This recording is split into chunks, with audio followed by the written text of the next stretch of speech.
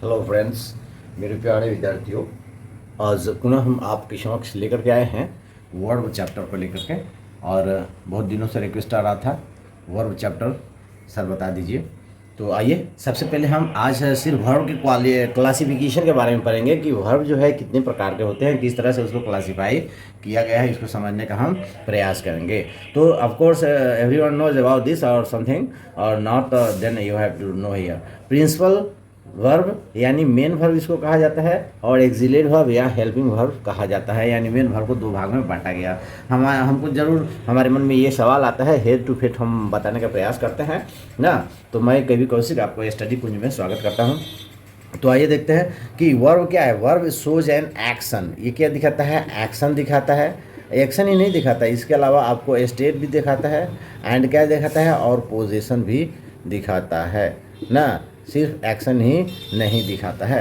एक दो उदाहरण हम कैसे कहेंगे कि वर्ब जो है सिर्फ एक्शन ही दिखाता है। अगर हम एक छोटा सा उदाहरण यहाँ लेते हैं कि आई गो, मैं जाता हूँ, तो यहाँ तो एक्शन हो रहा है, लेकिन जब यहाँ कहते हैं आई एम अ बॉय, तो क्या इस सेंटेंस में कोई काम हो रहा है क्या? कोई एक्शन हो रहा है क्या? ऑफ कोर्स नहीं हो रहा है एक्शन। तो क्या यहाँ पे वर्ब नहीं है? ऑफ कोर्स यहाँ पे वर्ब है। आप देख सकते हैं कि यहाँ एम जो है वर्ब के रूप में आया हुआ है। तो यह जो है स्टेट का बोध करा रहा है एम ना।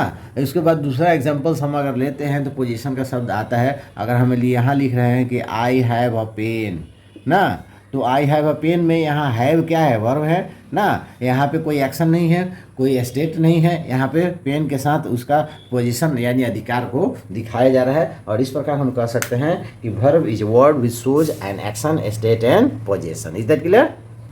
अब हम देखते हैं कि प्रिंसिपल वर्ब जो है दो तरह से डिफाइंड किया गया है, एक फाइनाइट, एक नॉन फाइनाइट, ठीक है। और नेक्स्ट है ट्रांजिटिव और इनट्रांजिटिव। तो दो तरीके से ये डिफाइन किया जाता है। फाइनाइट और नॉन फाइनाइट जो होता है वो सब्जेक्ट के अनुसार जब लिमिटेड टू सब्जेक्ट होता है, यानी सब्जेक्ट बदलने पर अगर वर्ब पे असर पड़ता है तो फाइनाइट और नॉन फाइनाइट हो जाता है। लेकिन ट्रांजिटिव और इनट्रांजिटिव जो होता है वो ऑब्जेक्ट के अनुसार होता है, लिमिटेड टू ऑब्जेक्ट। यानी जो वर्ब अपने साथ किसी ऑब्जेक्ट को लेकर के आता है तो वो ट्रांजिटिव होता है। जो अपने साथ होता है, जो अपने साथ ऑब्जेक्ट को लेकर के नहीं आता है, वो इनट्रांजिटिव वर्ब कहलाता है ना। ये वैसा मेन वर्ब इसमें सब्जेक्ट के अनुसार होता है, वैसा मेन वर्ब जो सब्जेक्ट बदलने पर उसका रूप बदलता है तो फाइनाइट, अगर नहीं बदलता है तो नॉन फाइनाइट। इसको उदाहरण के द्वारा हम समझने का प्रयास करेंगे, उसके बाद हम आगे की तरफ चलेंगे। आइए उदाहरण के द्वारा समझने का प्रयास करते हैं।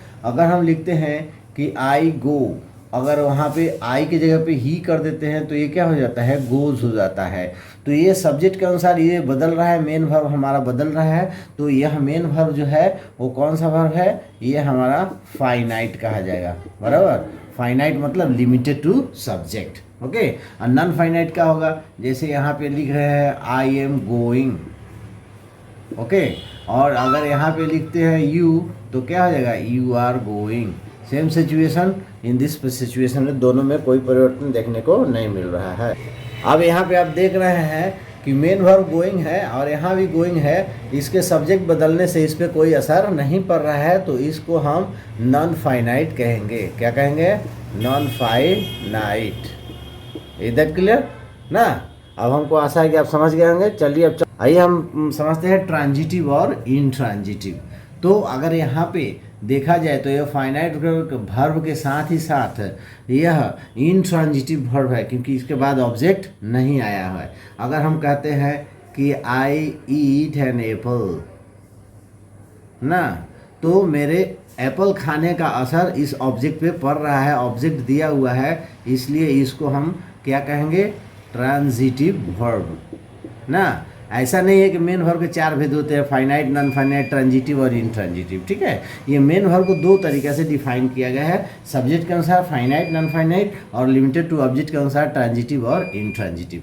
चलिए दूसरा हम समझने का प्रयास करते हैं कि इनट्रांजिटिव कैसे होता है ना। जैसे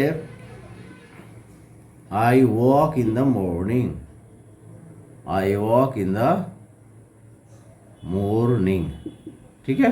अब यहाँ भी देख रहे हैं कि मेन वर्ब वॉक है, लेकिन इसमें ऑब्जेक्ट नहीं दिया हुआ है, ये वॉक का असर किस पे पड़ रहा है पता नहीं चल रहा है ना। आपके टहलने से मॉर्निंग पर कोई असर पड़ने वाला नहीं है। ऐसी स्थिति में यह जो है क्या होगा, हमारा इंट्रांजिटिव वर्ब हो जाएगा, इंट्रांजिटिव वर्ब हो जाएगा। चलिए अब हम यहाँ समझने का प्रयास करते हैं कि एक्सिलियरी वर्ब क्या है। हेल्पिंग वर्ब इसको कहा जाता है, सहायक क्रिया ना। तो यह दो प्रकार से होते हैं, प्राइमरी एक्सिलियरी वर्ब और modal auxiliary verb. The real auxiliary verb is a modal auxiliary verb. Real auxiliary verb अगर कहा जाए तो उसको मॉडल एक्सिलियरी वर्ब को ही कहा जाता है, इसमें डेयर और नीड को छोड़ करके। इसको रियल एक्सिलियरी वर्ब इसलिए नहीं कहा जाता है ना, यह तीन तरह के होते हैं क्योंकि यह मेन वर्ब का भी काम करते हैं ना। जैसे अगर हम यहाँ पे लिखते हैं कि आई एम प्लेइंग, तो यहाँ पे मेन वर्ब क्या है, मुख्य क्रिया। मेन काम कौन सा एक्शन हो रहा है, खेलने की क्रिया हो रही है, तो यह मेन वर्ब हो गया और ये हमारा एक्सिलियरी वर्ब हो गया। तो ये प्राइमरी एक्सिलियरी वर्ब का यहाँ काम कर रहा है। लेकिन इन दिस सेम सिचुएशन अगर कहते हैं यहाँ पे आई एम ए बॉय ना, तो यहाँ पे आई एम जो हो गया वो मेन वर्ब है। इस तरह से हम कह सकते हैं कि अगर किसी वाक्य में सिर्फ एक ही वर्ब आया हो तो वो मेन वर्ब होगा, देखने में भले ही वो एक्सिलियरी वर्ब के जैसा दिखाई दे। Is that clear? इसको समझना जरूरी है। तो इसमें जितने भी वर्ब हैं वो मेन वर्ब के रूप में भी आते हैं। यहाँ ये देखिए डू, डिड और डज भी है, ये भी मेन वर्ब के रूप में आता है। आई डू माई वॉक, ठीक है। यहाँ वर्क मतलब काम है, यहाँ काम करना, अंग्रेजी इसका नहीं है। तो आई डू माई वर्क में मेन वर्ब क्या है, यह डू है, ठीक है। लेकिन ऐसे ही आगे हम अगर इसको बनाते हैं I do not take tea, ठीक है, I do not take tea, मैं चाय नहीं पीता हूँ। तो यहाँ पे डू नॉट जो है वो एक्सिलियरी वर्ब के रूप में आया हुआ है डू, और टेक जो हो गया वह मेन वर्ब हो गया। जब मेन वर्ब आया तो एक्सिलियरी वर्ब ये हो गया। आप देख सकते हैं कि डू मेन वर्ब भी काम भी कर रहा है और एक्सिलियरी वर्ब का भी काम कर रहा है, ठीक है।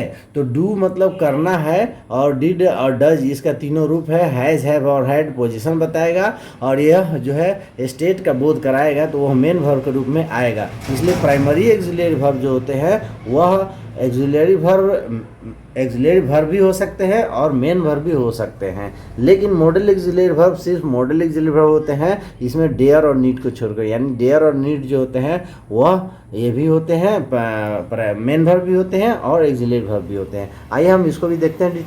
हम यहाँ पे सिर्फ मॉडल एक्सिलियरी वर्ब के उदाहरण को समझने का प्रयास करेंगे ना। अगर आई के साथ हम यहाँ सेल लगाते हैं, आई सेल सिंग ए सॉन्ग ना, तो मैं एक गीत गाऊंगा। तो आई सेल के बाद सिंग आना कंफर्म है, एक सेल के बाद कोई मेन वर्ब आएगा ही, तो यह एक्सिलियरी वर्ब है, रियल एक्सिलियरी वर्ब, ठीक है। अब सेल का शुड पास्ट फॉर्म भी है, विल का वुड पास्ट फॉर्म भी है, लेकिन वुड का शुड का इसका कुछ खास स्पेशल प्रयोग भी है जो कि हम लोग इसके पहले वीडियो में ऑलरेडी पढ़ चुके हैं। तो हम मेन इसी पर फोकस करने वाले थे क्योंकि हम पहले वीडियो में जो है मॉडल एक्सिलियरी वर्ब के बारे में इसका यूज जो है हम ऑलरेडी बता चुके हैं, तो आप वहाँ पे देख लीजिएगा, ठीक है। और हम इस वीडियो में मुख्य रूप से आपको लेकर आए थे वर्ब का क्लासिफिकेशन।